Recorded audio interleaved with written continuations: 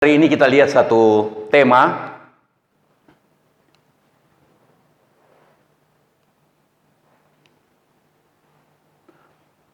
Boleh baca sama-sama dengan saya? 1, 2, 3. Makin jahat atau makin benar? Wahyu 22 ayatnya yang ke-11. Saya sudah catat. Baca sama-sama dengan saya. 1, 2, 3. Barang siapa yang berbuat jahat, biarlah ia terus berbuat jahat. Barang siapa yang cemar, biarlah ia terus cemar. Dan barang siapa yang benar, biarlah ia terus berbuat kebenaran. Barang siapa yang kudus, biarlah ia terus menguduskan dirinya. Saudara yang dikasihi Tuhan, ayat ini menunjukkan bahwa kita harus bikin pilihan. Kita membuat pilihan untuk kita membuat keputusan untuk memilih. Memilih untuk membiarkan hidup dikendalikan oleh diri sendiri dan kemudian mungkin diambil alih oleh setan, atau kita tunduk kepada tuntunan kedagingan, kehendak sendiri, atau mengikuti tuntunan kuasa gelap. Itu yang membuat kita makin jahat, makin tidak benar, dan dikatakan dalam ayat ini makin cemar, makin jadi najis, tercemar. Mungkin masih bisa duduk, masih bisa beribadah. Kalau pendeta mungkin masih bisa khotbah dan masih disukai orang. Tetapi Tuhan kenal kita masing-masing. Ayat ini membuat pilihan. Kita diingatkan bahwa kita tidak dapat ada di tengah-tengah. Kita jadi makin jahat, makin tidak benar, dan makin najis, makin cemar, atau kita bertahan kemudian kita makin benar, makin kudus. Itu ayat yang kita baca ini. Yang pertama kita lihat, makin jahat dan makin cemar, makin najis. Jahat artinya mengetahui firman Tuhan, tetapi sengaja melanggar. Tahu firman Tuhan, tapi sengaja langgar. Ada banyak contoh kita lihat, tahu aturan lalu lintas. Kalau lampu merah, itu tidak boleh jalan. Kecuali ada tulisan belok kiri, jalan terus. Ini sudah lampu merah, diterjang terus. Terbiasa. Saya begitu di lampu merah, saya lihat banyak sekali orang, khususnya sepeda motor, mereka terjang lampu merah. Di negara kita ini terbiasa untuk langgar, dan itu terjadi di dalam gereja.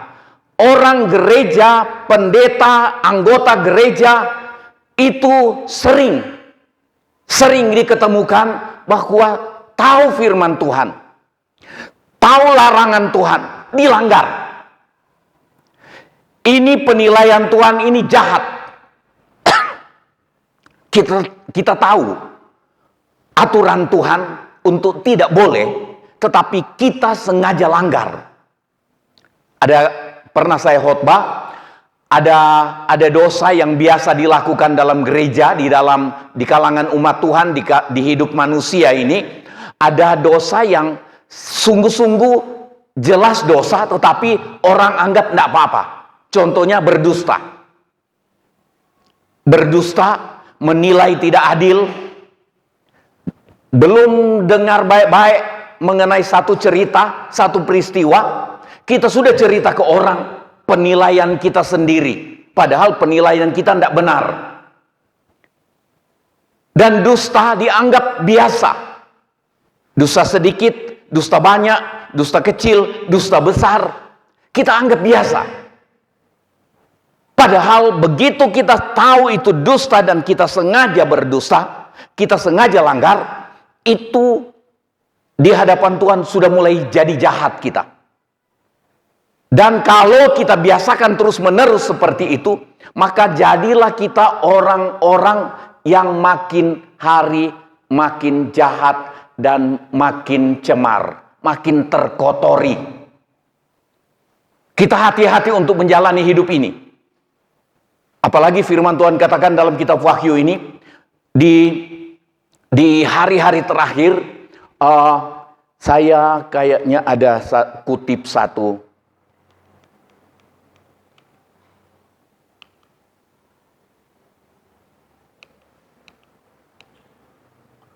Ini ada 2 Timotius 3 ayat 13. Orang jahat dan penipu akan bertambah jahat.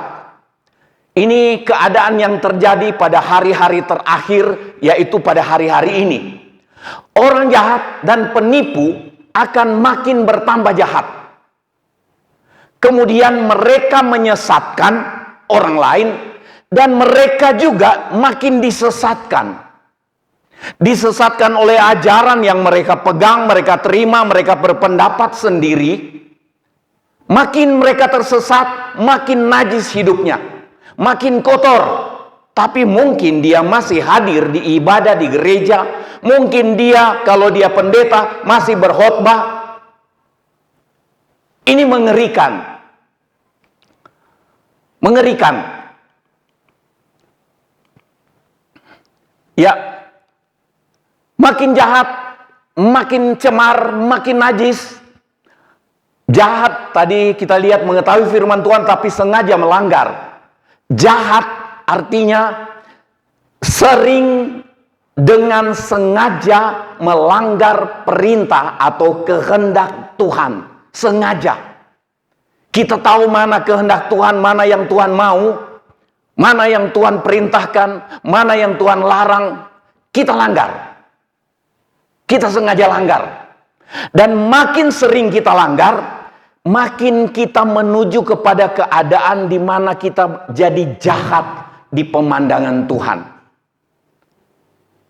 Sengaja tahu salah, tahu melanggar, sengaja lakukan. 1 kali, 2 kali. Lama-lama dia lihat tidak ada penghukuman yang terjadi. Kemudian dia bikin tiap hari. Dia bikin banyak kali, sering. Ini yang berbahaya. Kemudian contoh Raja Saul. Seringkali kita ambil ini sebagai contoh. Raja Saul, satu waktu Tuhan perintahkan, serbu itu penduduk Amalek dan jangan sisakan. Penduduknya begitu jahat, begitu najis, kemudian binatang-binatangnya, semua harta bendanya dimusnahkan. Itu perintah Tuhan melalui Samuel. Samuel beritahu ke Raja Saul. Tuhan tolong sehingga bangsa Israel di bawah pimpinan Raja Saul menang. Begitu menang, Raja Saul ambil rajanya di Amalek itu, Agag. Dia bawa pulang bersahabat. Tuhan bilang itu musnahkan. Tuhan bilang itu hilangkan dari hidup kita. Tapi kita ambil jadi sahabat. Ada satu ayat di dalam kitab Roma atau kitab, dikatakan kalau kita jadi sahabat dunia ini, maka kita jadikan diri kita musuh Allah. Kalau Tuhan bilang musnahkan, musnahkan, singkirkan, jauhi. Ini Saul, dia ambil Agag bersahabat. Kemudian yang kedua, Saul ambil kambing, domba, lembu yang gemuk-gemuk, dia simpan. Cuma Tuhan yang tahu ada apa yang ada di hati Saul sehingga dia simpan itu. Begitu Samuel tanya, apa itu bunyi kambing, domba, lembu? Kedengaran kambing lembu bunyi. Samuel tanya, apa itu bunyi? Oh ini, tadinya dia tidak ngaku. Kemudian Raja Saul mulai bilang ke Samuel, begini loh, saya lihat itu gemuk-gemuk. Saya suruh rakyat tangkap, ambil, bawa pulang. Nanti mau dipersembahkan kepada Tuhan. Saya catat di situ Raja Saul langgar perintah Tuhan pakai alasan rohani. Pakai alasan persembahan kepada Tuhan. Tapi melanggar perintah Tuhan. Sampai Tuhan bilang, mana lebih bagus? Korban persembahan atau ketaatan kepada Tuhan? Saudara, kita lihat hari-hari ini. Banyak orang pakai alasan rohani. Melanggar firman Tuhan pakai alasan rohani. Pakai alasan nama Tuhan lagi. Ini mengerikan. Dan ini yang makin membuat orang jadi jahat. Raja Saul, Tuhan bilang, apa yang engkau buat ini bodoh. Dan jahat di mata Tuhan. Itu saya beri contoh. Kemudian ada Ananias dan Safira. Berkorban atas nama Tuhan, tapi berdusta. Sebenarnya sudah bagus, mereka bilang bernasar.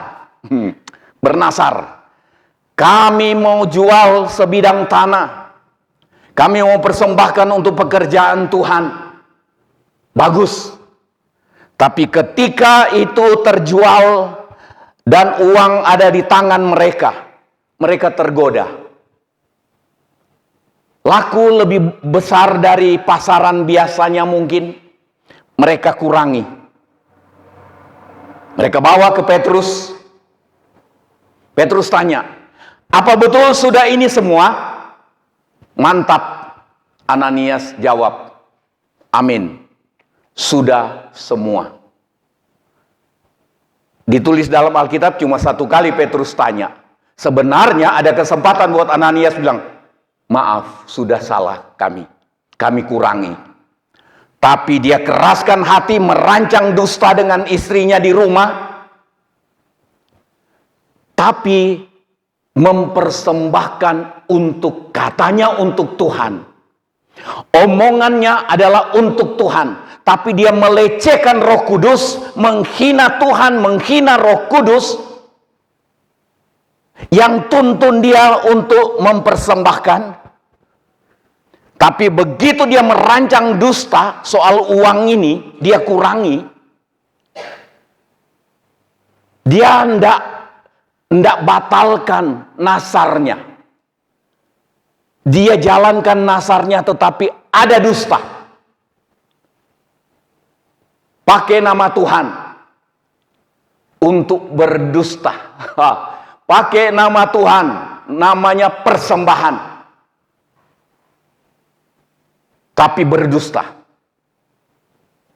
Banyak dusta hari-hari ini, baik di negara maupun di gereja. Banyak dusta.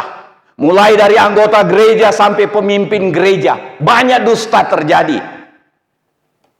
Kelicikan, kepalsuan, kemunafikan terjadi. Dan seringkali orang gereja, pendeta pun anggap itu tidak apa-apa. Ini yang bikin orang makin tidak benar, makin jahat, makin najis, makin cemar, tercemar. Hidup kita kalau berdusta tercemar. Kitab Yakobus katakan, dengan lidah kita bisa memuji Tuhan, tapi dengan lidah juga kita bisa mengutuki sesama. Dan dengan lidah yang kecil ini, katanya kalau kita tidak hati-hati menggunakannya, akhirnya dipakai berdusta, katanya bisa menajiskan seluruh tubuh kita. Kitab Yakobus, kalau tidak salah pasal 3 itu, dikatakan seperti itu. Ini mengerikan. Dan heran, ada banyak kali orang tidak takut. Tidak takut. Dia bisa berdoa, tapi sambil berdusta, sambil hidup berdusta. Doanya bagus. Dia bisa berkhotbah, khotbahnya bagus, dosa jalan terus. Ini mengerikan. Ada satu ungkapan seorang hamba Tuhan. Dia bilang, takutnya banyak pendeta tidak masuk surga. Lebih banyak jemaat yang masuk surga dari pendeta. Memang jumlah jemaat dan pendeta lebih banyak jemaat. Tapi takutnya dari sekian banyak jumlah pendeta, banyak yang tidak masuk surga. Saya mikir-mikir, bisa benar. Apalagi di hari-hari ini. Pemilihan pimpinan, bikin macam-macam dusta. Cerita dusta, cara dusta,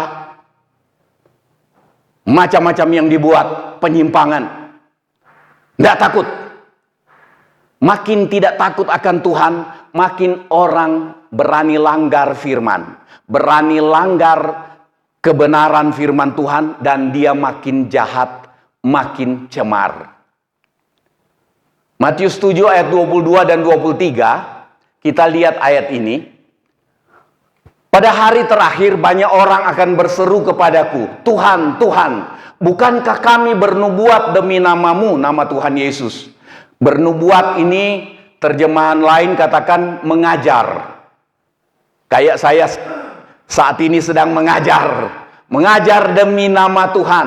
Kalau saudara beri dorongan kepada seseorang pakai firman Tuhan, saudara mengajar orang.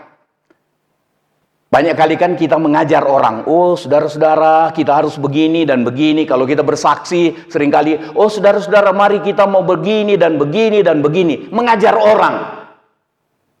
Dikatakan di sini bernubuat. Demi nama Tuhan Yesus, mengusir setan demi nama Tuhan Yesus, mengadakan banyak mujizat demi nama Tuhan Yesus juga. Kemudian ayat 23, Tuhan Yesus bilang, pada waktu itu aku akan berterus terang, belak-belakan, dibongkar semua, berterus terang kepada mereka dan berkata, aku tidak pernah mengenal kamu, enyahlah daripadaku, apa? Kamu sekalian pembuat kejahatan. Saudara, kita lihat ini, mereka mengajar, bernubuat demi nama Tuhan Yesus.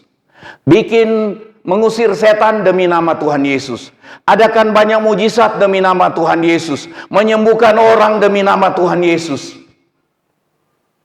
Kemudian Tuhan bilang, undur daripadaku kamu pembuat kejahatan. Jahat di mata Tuhan. Jahatnya di mana? Sambil mengajar, sambil melakukan hal-hal yang mujizat luar biasa, pakai nama Tuhan Yesus, tapi dusta, fitnah, najis jalan terus. Zina diam-diam jalan terus. Ini mengerikan. Penipuan jalan terus. Saudara, hati-hati berdagang. Hati-hati berdagang. Jangan sampai kita menipu. Cari untung tidak salah. Mau untung 100% pun, tapi jangan cari kesempatan di tengah-tengah kesulitan. Jangan sampai kita pikir kita dapat untung berkat Tuhan, padahal bukan berkat Tuhan. Kita harus ingat, setan dapat membuat orang, dapat membuat mujizat melalui seseorang. Setan dapat melakukan tanda dahsyat melalui seseorang. Ini mengerikan. Tuhan Yesus bilang, kemudian aku berterus terang, undur dari hadapanku kamu pembuat kejahatan. Padahal tidak ada kelihatan jahat yang mereka buat. Hati-hati, kita bisa tampilkan diri sangat berohani. Kita bisa ngomong seperti sangat berohani. Tetapi di penilaian Tuhan kita jahat. Hanya Tuhan yang mampu menilai kita lebih dari apa yang kita ucapkan mengenai diri kita. cara kita yang bagus, lemah lembut mungkin, dan seperti halus dan benar yang kita ucapkan. Tetapi sikap hati dan hidup kita, Tuhan nilai. Nah, yang kedua, yang benar makin benar dan kudus. Itu ayat di Wahyu 22 tadi, ayat yang ke-11. Filipi 2 ayat 12, hai saudara-saudaraku yang kekasih, kamu senantiasa taat. Karena itu, tetaplah kerjakan keselamatanmu dengan takut dan gentar. Jadi rupanya cara untuk bertahan hidup benar, kemudian kita makin benar dan makin kudus, makin suci. Caranya adalah tetaplah kerjakan keselamatanmu dengan takut dan gentar. Takut dan gentar artinya kita takut jangan sampai kita salah, kita langgar kehendak Tuhan. Artinya kita berjaga-jaga, berhati-hati. Kalau tema kita sepanjang tahun ini berjaga dan berdoa, ketika kita berjaga-jaga, hati-hati mengucapkan sesuatu dengan mulut kita, hati-hati membuat keputusan untuk bertindak. Ketika kita berdoa, kita merenung apa yang saya ucapkan sepanjang hari ini. Apa yang saya sudah lakukan sepanjang hari ini.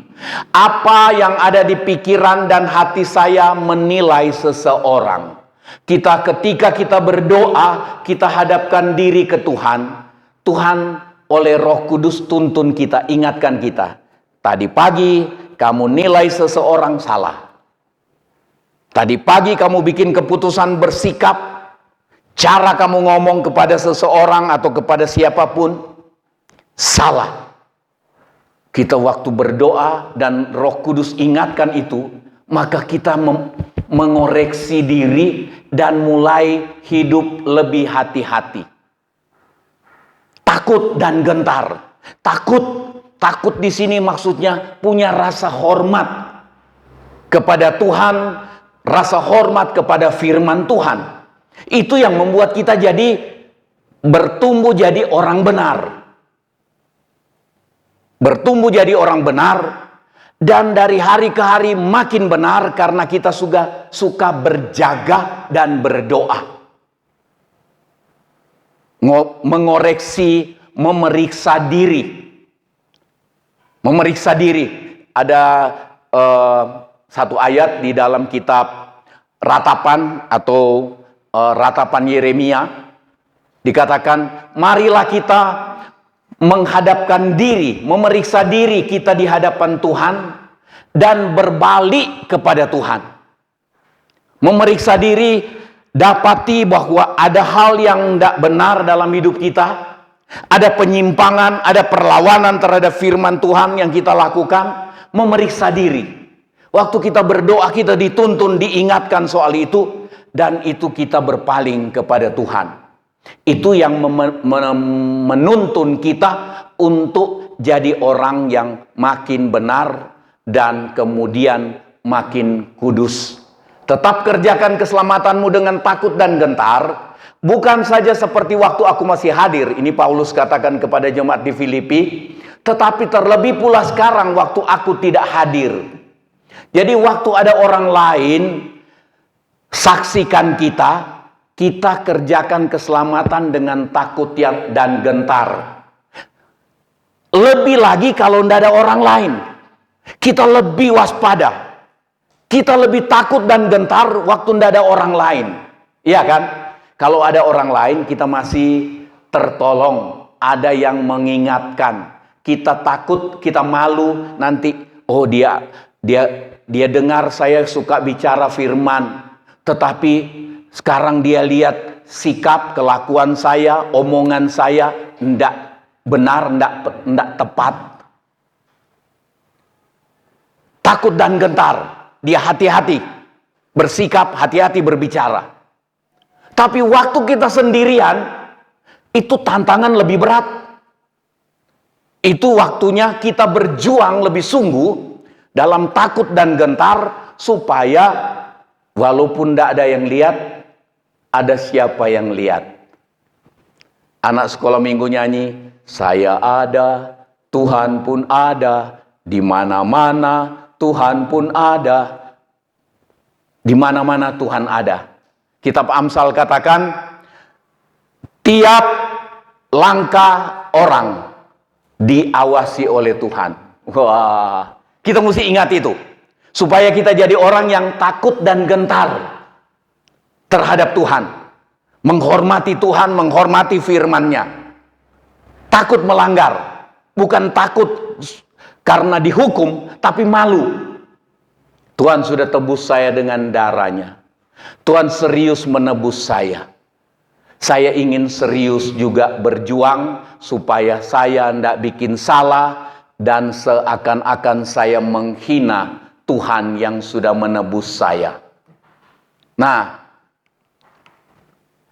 Ibrani 12 ayat 14, berusahalah hidup damai dengan semua orang dan kejarlah kekudusan. Dikejar.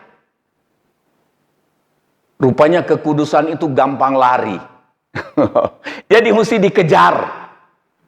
Gampang sekali toh orang jadi najis, baik dengan perkataannya, pikirannya, dan tindakannya. Terlalu gampang. Karena untuk jadi najis, seseorang itu ada janji setan, yaitu ada kenikmatan. Nikmat tuh waktu kita mencaci maki dan jadi najis. Bibir kita menajiskan seluruh tubuh kita. Nikmat kan kalau waktu kita mencaci maki, kita ikuti emosi kita untuk caci maki. Nikmat loh. Apalagi untuk balas seseorang yang mengata-ngatai kita, kita balas. Caci maki, saya mau balas dia lebih. Saya ini, banyak yang ngomong seperti itu. Saya ini, kalau dibaikin orang baik dengan saya akan baik lebih dari orang itu. Tapi, tapi tidak boleh seperti ini ya. Tapi, kalau bikin macam-macam dengan saya akan bikin lebih macam-macam dari yang dia bikin. Ini bukan anak Tuhan. Ini anak hantu. Dan seringkali kita puas loh. Puas. Jadi gampang sekali kita jadi najis. Gampang kita tercemar. Itu sebabnya perlu berjuang. Kita berjuang. Tidak mudah.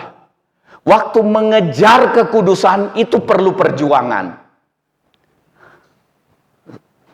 Baca yang hitam. Sebab tanpa kekudusan tidak seorang pun akan melihat, tidak seorang pun akan bertemu, tidak seorang pun mengalami kehadiran Tuhan, tidak seorang pun akan sampai untuk dapat bertemu dengan Tuhan muka dengan muka tanpa kekudusan. Itu sebabnya minggu lalu saya khotbah, iblis dengan segala macam cara dia ingin menajiskan saudara dan saya, supaya kita menjadi orang yang tidak layak di hadapan Tuhan. Dan secara licik dia lakukan supaya kita jadi orang yang makin hari makin tidak benar, makin jahat, dan makin tercemar. Kita harus ingat, tetap harus ingat, itu Tuhan Yesus bilang, banyak orang menginginkan untuk selamat, tetapi hanya sedikit yang rela masuk di jalan sempit. Banyak orang ingin masuk surga pakai jalan lebar, tidak pernah nyampe.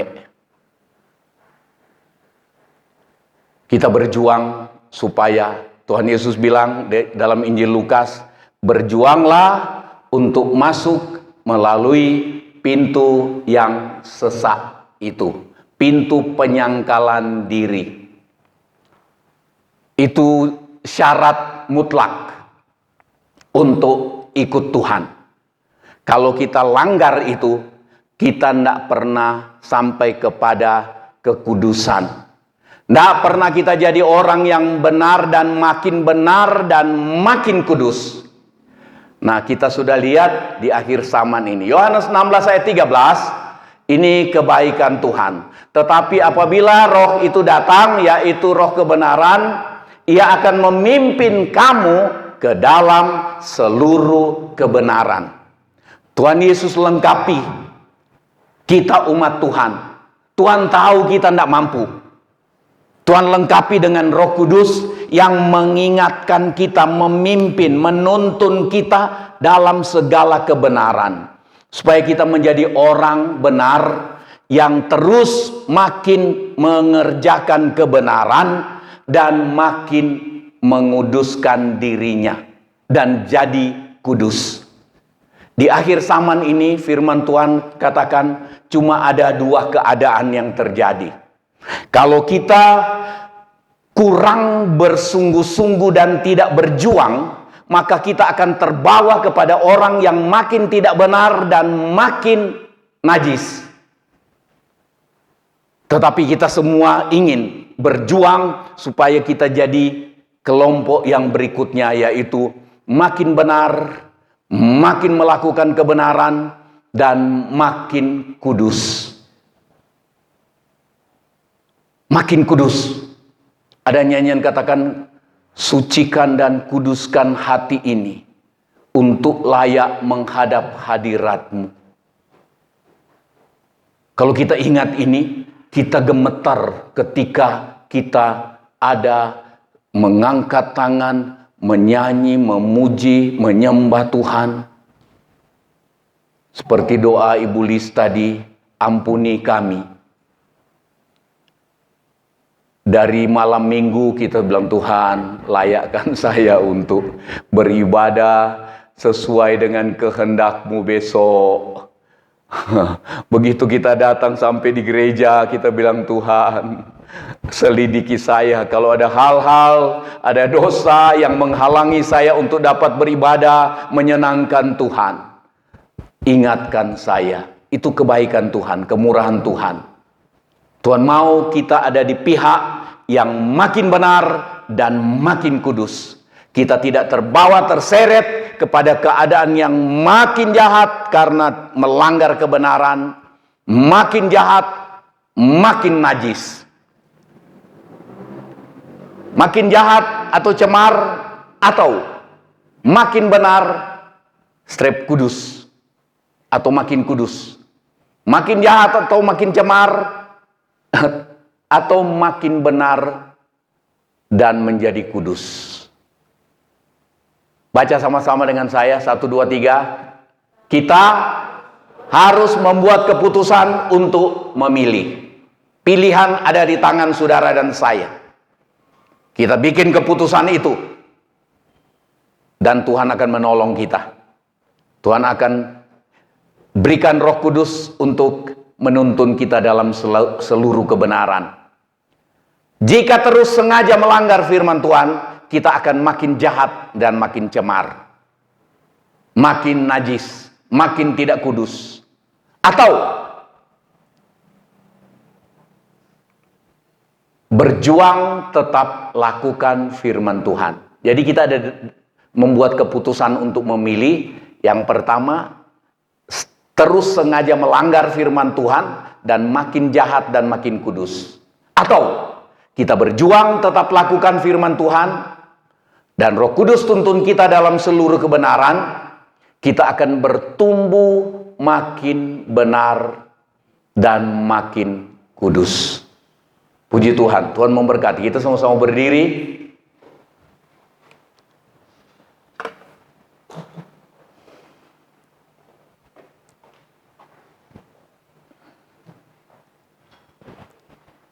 Selidiki aku. Ku berjuang sampai akhir supaya Tuhan dapati kita. Bukan pendeta dapati, bukan pimpinan gereja dapati kita setia, tetapi Tuhan dapati kita setia. Cete.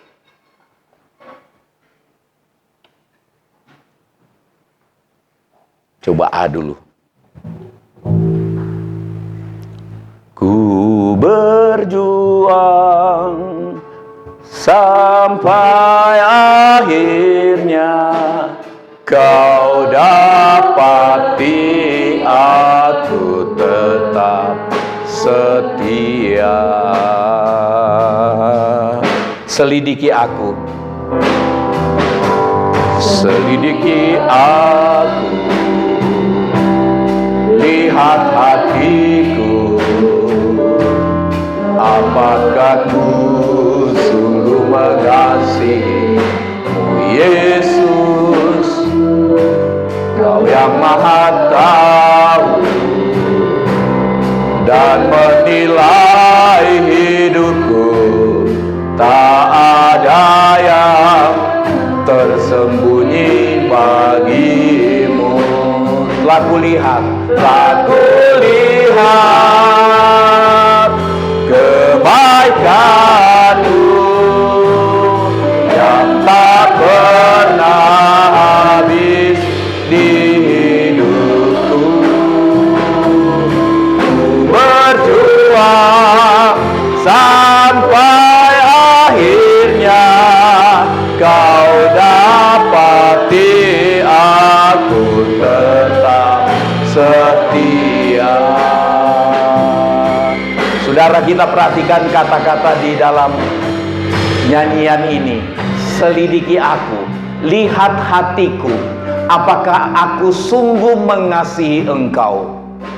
Tuhan Yesus katakan, jika kamu mengasihi aku, kamu akan menuruti segala perintah dan ketetapanku.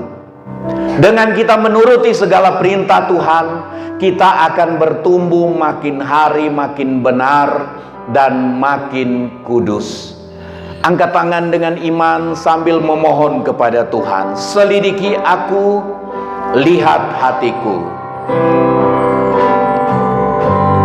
Selidiki aku, lihat hatiku, apakah ku sungguh mengasihimu Yesus, Kau yang Maha Tahu dan menilai hidupku, tak ada yang tersembunyi bagimu. Telah kulihat kebaikan-Mu yang tak pernah habis di hidupku. Ku berjuang sampai akhirnya Kau dapati aku tetap setia. Telah kulihat, saya undang Ibu Feni datang ke depan untuk berdoa. Kebaikan-Mu yang tak pernah habis di hidupku. Ku berjuang sampai akhirnya.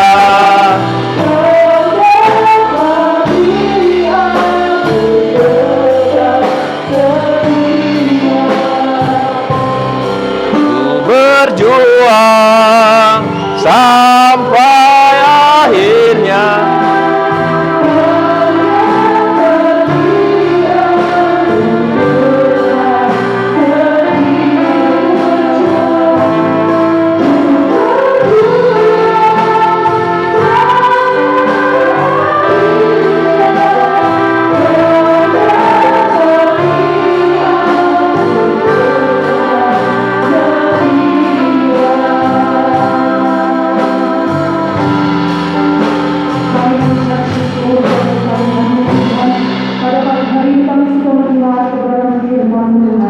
Kami mau terus berjuang untuk mengejar kekudusan.